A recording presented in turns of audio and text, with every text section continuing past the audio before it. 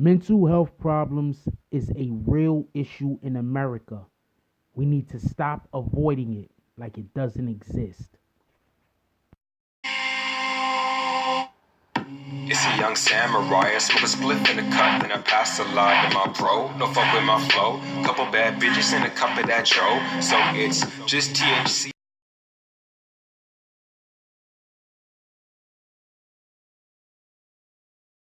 Home from the bank on Staten Island. Police say the crime was totally random. Tonight we're learning more about the suspect. TV 1055's Jessica Layton is live in the Randall Manor section with the story. Jessica. Dick, 27-year-old Dante Moore told police he did not know the victim. He had no recollection of what happened even, and he had no idea why he was being questioned at the precinct in the first place. Well, it's looking like he'll have a lot of time to figure it out. Tonight he was sent to jail without bail. Candles in a box decorated for Christmas sit where a neighborhood woman violently lost her life while walking home from the bank a day earlier. Geetha Howie's accused killer. Why did you do it? Do you have anything to say? 27-year-old Dante Moore. He has no known gang affiliations, but with 34 prior arrests for domestic issues, drug possession, assault, criminal mischief, and menacing, he's no model citizen. Now on top of it all, he's charged with the assault and murder of this Staten Island grandmother that he claims he didn't know. Did you have any explanation as to what might have happened? Or Moore's family had no answers for us on how he could allegedly stab the 63-year-old 15 times in the face and chest, then cradle her lifeless body as police arrived. The senseless tragedy has left the victim's loved ones grappling with the question why as well. She loved her family. We have a 3-year-old daughter who she absolutely loves, who's her granddaughter, and they were just inseparable. Howie's son-in-law told me they were all supposed to attend a relative's wedding in Sri Lanka this week. Now there's a note on the gate outside their home on Beamont Avenue asking for privacy. I'm thinking about her family and what they must be going through right now, and trying to keep them in my family and I were trying to keep them in our thoughts and prayers. The crime has shaken neighbors, especially Mark Long, who heard the screaming and saw Howie struggling with her attacker on the street. He tried to intervene and got slashed by the suspect in the process.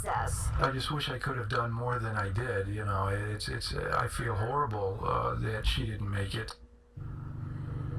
And so 24 hours after so much chaos and police activity right here, the neighborhood is quiet tonight as family and friends prepare for that grandmother's funeral. The suspect, meanwhile, is due back in court on December 8th.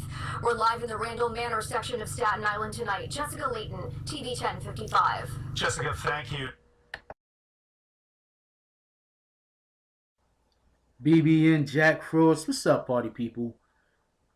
Hey, look, man, this is just a sad state of affairs that we currently live in. It's people don't understand. Look, the biggest problem we have in America is mental illness. I mean, don't get me wrong. There's a drug problem, but think about it. Many of the people who have a drug problem, it's because of a mental illness. There's a racism problem. But think about it. Many of the people that are racist, it's because of a mental illness. There's a not, being productive citizen problem. Many people not being a productive citizen is due to a mental illness.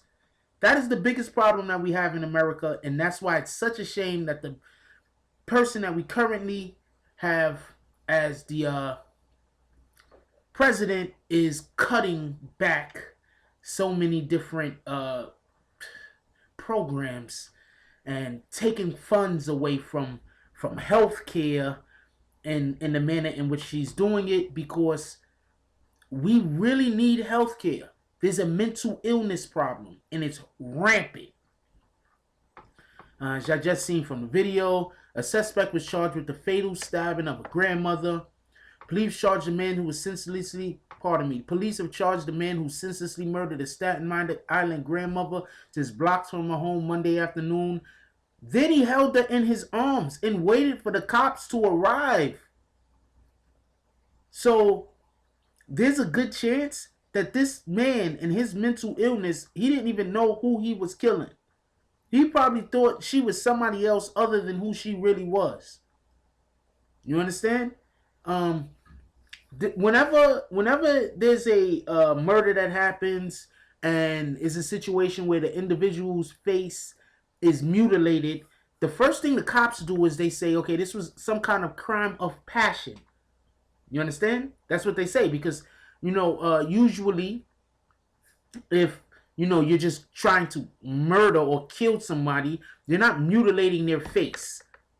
And usually, if you are killing or you're murdering somebody due to you have a passionate reason behind it, you are trying to disfigure them. So this lady had numerous stabs to her face and her chest. So this was a crime of passion. There's a good chance that this man did not know her and thought that she was somebody else. And in addition to that, I wouldn't be surprised if he was high on some kind of like K2 or some kind of weird ass drug.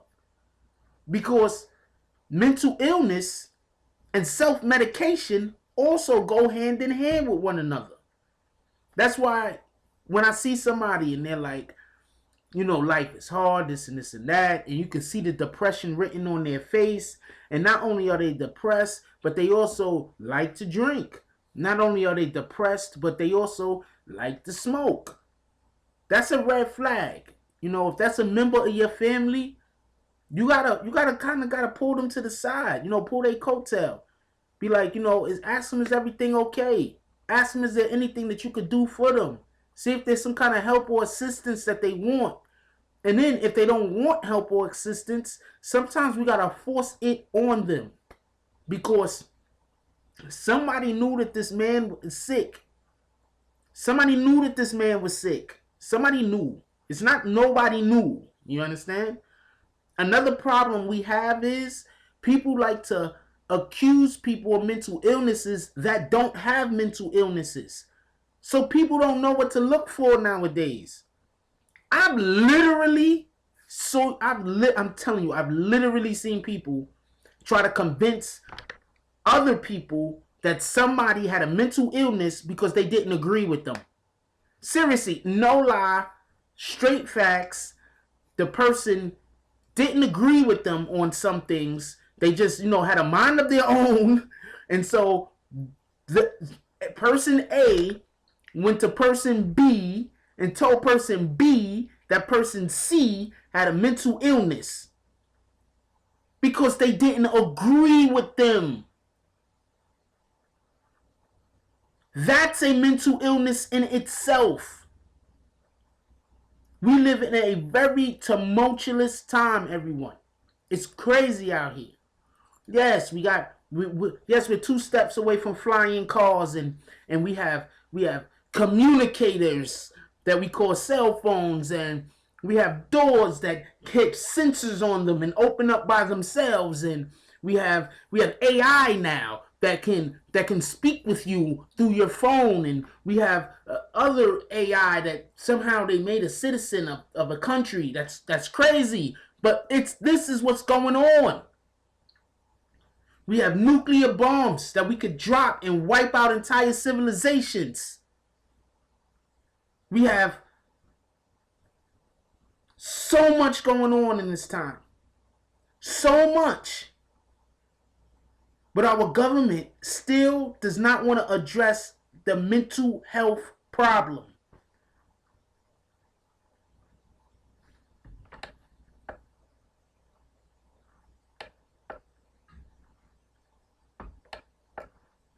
I just thought I wanted to bring this story out. I feel bad for this lady and her family, but I'm telling you right now, it's going to come out that dude didn't even know who he was killing. He probably thought that was a totally different individual.